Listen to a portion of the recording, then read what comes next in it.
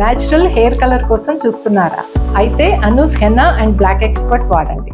Suman TV ప్రేక్షకులకు నమస్కారం. ప్రస్తుతం మనతో పాటు ఉన్నారు సంకల్ప మందిర్ నిర్వాహకులు, ప్రముఖ జ్యోతిషులు బ్రహ్మశ్రీ నందిబట్ల శ్రీహరి శర్మ గురువు గారితో మాట్లాడదాం చంద్రగ్రహణం గురించి. మరి చంద్రగ్రహణం మార్చి 3న పట్టు విడుపు సమయాలు, ముఖ్యంగా ఏ ఏ రాశుల వారికి ఎలాంటి ప్రభావం ఉండబోతుంది, ఈ వివరణ అంతా కూడా తెలియజేయడానికి గురువుగారు సిద్ధంగా ఉన్నారు. మాట్లాడదాం. గురువుగారు నమస్కారం. గురువుగారు, వాగర్థ వివ సంపృక్తౌ వాగర్థ ప్రతిపత్తయే జగతః పితరౌ వందే పార్వతీ పరమేశ్వరౌ ఆదిత్యాయ చ సోమాయ మంగళాయ బుధాయ చ గురు శుక్ర శనిభ్యశ్చ రాహవే కేతవే నమః. శృంగేరి జగద్గురు పీఠాధిపతులకి, కంచిపీఠాధిపతులకి నమస్కారములు తెలియజేసుకుంటూ కార్యక్రమాన్ని ప్రారంభిద్దాం. గురువుగారు, మరి చంద్రగ్రహణం మార్చి 3న అంటున్నారు. ఏ సమయం అసలు దేశం మీద ప్రభావం ఉంటుంది అంటారా? పట్టు విడుపు సమయాలు ఏ రాశుల వారి మీద ఎలాంటి ప్రభావం చూపబోతుంది? ఇందులో మంచి ఉంటుంది, ఇబ్బందులు కలిగే విషయాలు కూడా ఉంటాయా? ఆ వివరణ అంతా కూడా ఒకసారి తెలియజేస్తారా గురువుగారు? తప్పకుండానమ్మా. వీక్షించేటువంటి మన సుమన్ టీవీ ప్రేక్షకులు జాగ్రత్తగా గమనించండి. ఈ గ్రహణ సందర్భంగా అనేక ప్రసార మాధ్యమాలలో చాలా మరణగండాలని, లేకపోతే రోడ్డున పడతారని, జీవితమే నాశనం అయిపోతుందని కొన్ని రాశుల వారికి చెప్తున్నారమ్మా. కొన్ని రాశుల వారికి అద్భుత రాజయోగము అని అంటున్నారు. వాస్తవానికి ఇవేవి కాదమ్మా. అంటే గురుగారు, అంటే గ్రహణ సందర్భంగా ఏ రాష్ట్ర వారికి బాగుంటాయి అంటే, ఒక వ్యక్తి 100 రూపాయలు సంపాదిస్తాడు అనుకోండి, ఆ రోజుకి 150 రూపాయలు సంపాదిస్తాడు, అంతే తప్ప 1,00,000 రూపాయలు వచ్చి సంపాదించబడడు. ఒక వ్యక్తి 100 రూపాయలు మామూలుగా నష్టపోవడం అనేటువంటిది ఉంటే, మంచిగా లేని రాశుల్లో జన్మించిన వాళ్ళకి గ్రహణ సందర్భంగా, మంచిగా చెప్పబడినటువంటి రాశుల్లో జన్మించినటువంటి వారికి 120 రూపాయలు, 150 రూపాయలు, 140 రూపాయలు నష్టం ఉంటుంది. అంతే తప్ప 100 రూపాయల నష్టం వచ్చే చోట 1000 రూపాయల నష్టం ఉండదమ్మా. కాకపోతే కాస్త అధికంగా మంచి, కాస్త అధికంగా చెడు అనేటువంటిది ఉంటుంది. ఈ యొక్క గ్రహణాన్ని గ్రస్తోదయ సంపూర్ణ కేతుగ్రస్త చంద్రగ్రహణము అనేటువంటిది చెప్పబడి ఉంది. కాబట్టి ఇక్కడ ఏంటి గ్రస్తోదయము అని అంటే, మధ్యాహ్నం 3:19 ప్రారంభమై సాయంకాలం 6:47 వరకు ఉంటున్నటువంటి ఈ యొక్క గ్రహణ ప్రభావం, సూర్యాస్తమయమేమో 6:19 ఉంటుంది. గ్రహణం ఏర్పడినప్పటి నుంచి సూర్యాస్తమయం వరకు మనకు కనబడదు కాబట్టి అది గ్రస్తోదయము అయింది. మరి నియమాలు అనేటువంటివి ప్రారంభం నుంచి పాటించాలా, చంద్రోదయం నుంచి పాటించాలా అనంటే, సాధారణంగా మనకు అంతరిక్షంలో అనగా ఆకాశంలో సూర్యాస్తమయం అయిన తర్వాతనే చంద్రుడు పూర్తిగా గ్రహణం ఏర్పడినట్టుగా మనకు కనిపిస్తాడు. మధ్యాహ్న సమయంలో చంద్రుడు కనబడాడు కదా. కాబట్టి కనిపించే సమయం అయినటువంటి 6:19 నుంచి 6:47 వరకు ఆ సమయంలో పట్టు విడుపు స్నానం ఆచరించడం, దేవతారాధన చేయడం మంచిది.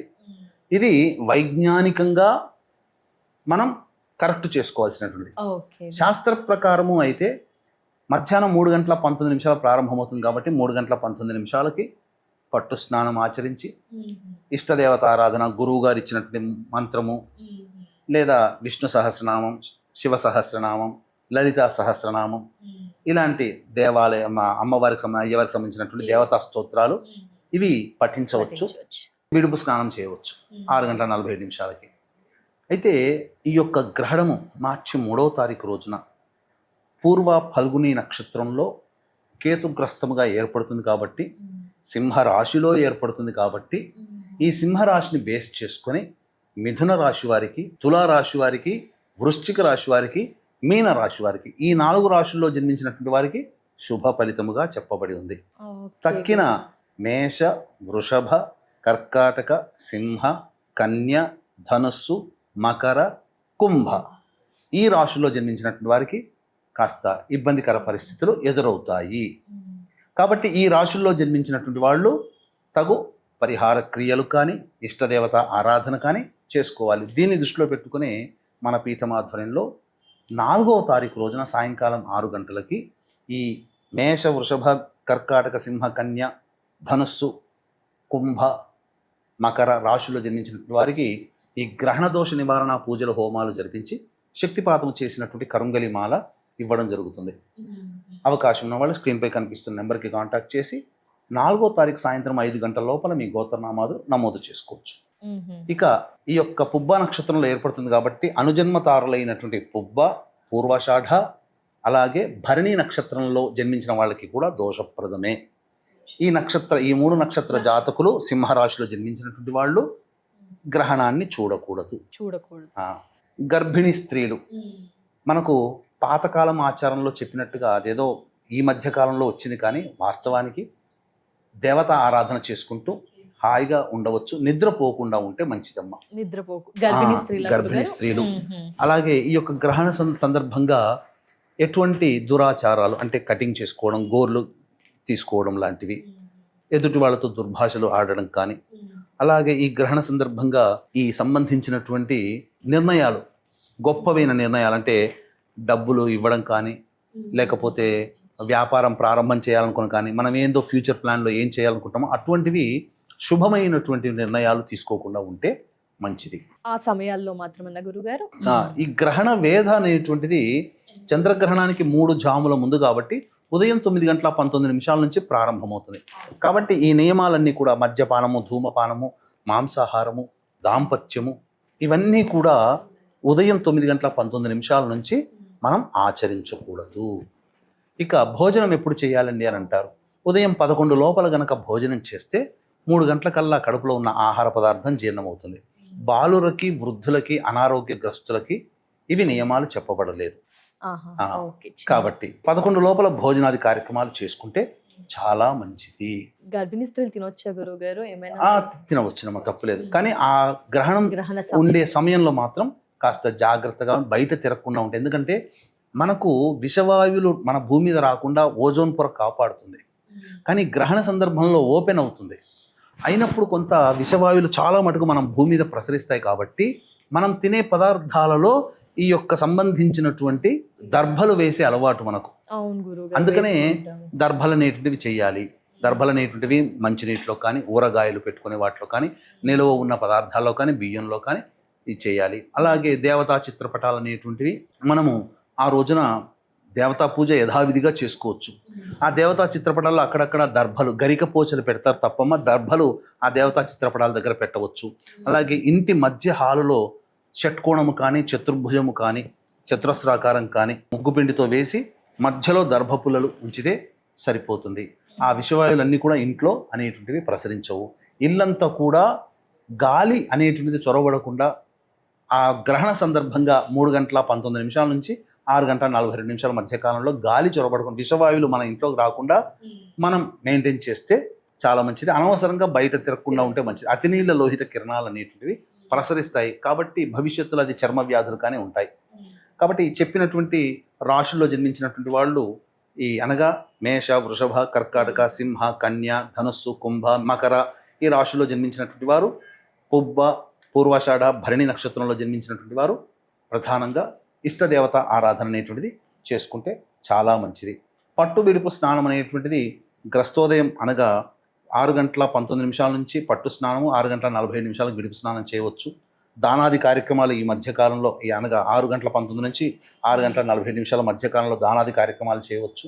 ముఖ్యంగా దాన కార్యక్రమాలు అనేటివి సహజంగా గుళ్ళు తెరిచి ఉంచబడవు కాబట్టి తెల్లవారి అనగా 4వ తారీఖు రోజున ఉదయం ఎవరైతే ఈ దోషంప్రదమైనటువంటి రాశిలో జన్మించిన వాళ్ళు ఉన్నారో ఆ రాశుల్లో జన్మించినటువంటి వాళ్ళు వెండి చంద్రబింబము, వెండి సర్పబింబము, ఒక కంచు పాత్ర తీసుకొని దాని నిండా శుద్ధమైన ఆవు నేతి వేసి ఆ ఆవు నేతిలో ఈ 2 బింబాలు వేసి ఉలవలు మరియు బియ్యము, గోధుమలు, మినుములు వీటితో సహా దానం గనక చేసినట్లయితే ఆ దోషమంతా కూడా తొలగిపోతుంది.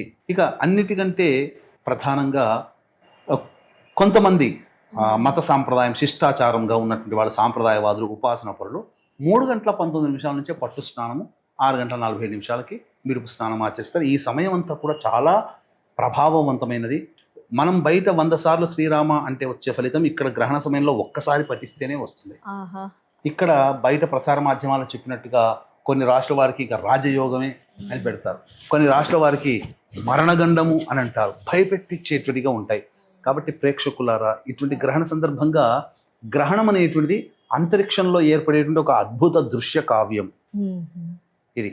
కానీ ఈ గ్రహణం అనేటువంటిది కొన్ని ఉత్పాతాల్ని ప్రపంచవ్యాప్తంగా తీసుకొని వస్తుంది. సింహరాశి అని అంటే రవికి సంబంధించిన రాశి, పైగా నవగ్రహాలలో రాజు కాబట్టి ప్రపంచవ్యాప్తంగా పెద్దన్నగా పాత్ర పోషించే అమెరికా లాంటి దేశాల్లో కొన్ని ఇబ్బందికర పరిస్థితులు రావచ్చు. అంతేకాకుండా కొత్త యుద్ధాలు ప్రారంభమవ్వచ్చు, ఆల్రెడీ యుద్ధాలు జరుగుతున్న వాటి ఉధృతం అవ్వచ్చు. ఇప్పుడు America, Iran, Ukraine, Russia, Afghan, Pakistan, ఇలా చైనా, తైవాన్ ఇలాంటివి చెప్పబడ్డాయి కదమ్మా. ఈ దేశాల మధ్యన యుద్ధ ప్రారంభ చర్యలు మీరు గమనిస్తున్నట్లయితే దేశాధ్యక్షులు మరణించే అవకాశాలు ఉంటాయి. ఉదాహరణకి గత 3-4 రోజుల కిందట ఒక వార్త హల్చల్ చేసింది, ఇరాన్ అధ్యక్షుడు ఖమేనీ చనిపోయాడు అని చెప్పి. కానీ అది నిజమో కాదో తెలియదు, కానీ వార్తలు అయితే వచ్చాయి, డిక్లేర్ కాలేదు. సో ఇలాంటివి అనమాట దేశాధ్యక్షులకి ప్రమాదకరము, దేశాలకు ప్రమాదకరము, సునామీ, భూకంపాలు లాంటివి జరిగే అవకాశాలు గ్రహణ తదనంతరం ఏర్పడే అవకాశం ఉంటుంది. కాబట్టి జాగ్రత్తలు పాటించక తప్పదు.